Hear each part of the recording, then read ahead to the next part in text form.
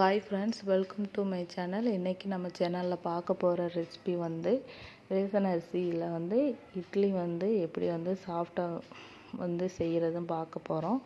அதில் நான் தோசையும் ஊற்றி காட்டியிருக்கேன் ஃப்ரெண்ட்ஸ்.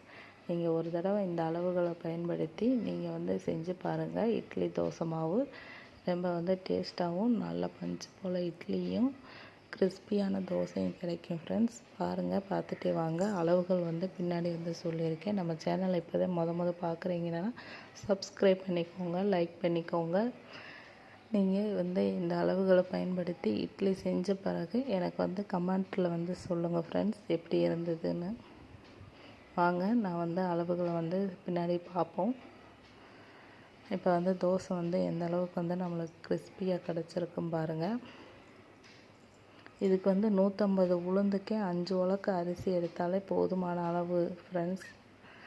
நான் இப்போ பாருங்கள், இதில் வந்து புழுங்கல் அரிசி வந்து 4.5 உலக்கு எடுத்துக்கிறேன். அரை உலக்கு வந்து பச்சரிசி எடுத்துக்கிறேன். 150 உளுந்து கடையில் வாங்கிட்டு வந்திருக்கேன், அதை வந்து தனியாக வந்து எடுத்துக்கிறேன்.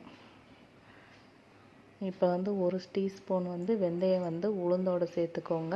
அரை டீஸ்பூன் வந்து வெந்தயம் வந்து அரிசியில் வந்து புழுங்க அரிசியில் வந்து சேர்த்துக்கோங்க.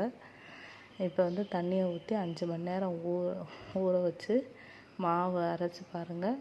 ரொம்ப வந்து நல்லாயிருக்கும் ஃப்ரெண்ட்ஸ். அரிசியை கழுவும் போது கல் உப்பு சேர்த்து நல்லா வந்து நல்லா அலசி கழுவிக்கோங்க. எந்த வாடையும் வராது, நல்லா சாஃப்டான இட்லி கிடைக்கும் ஃப்ரெண்ட்ஸ். நீங்கள் இந்த அளவுகளை பயன்படுத்தி ஒரு தடவை செஞ்சு பாருங்கள். 150 உளுந்துக்கு 5 உலக்கு அரிசி போதுமான அரிசி.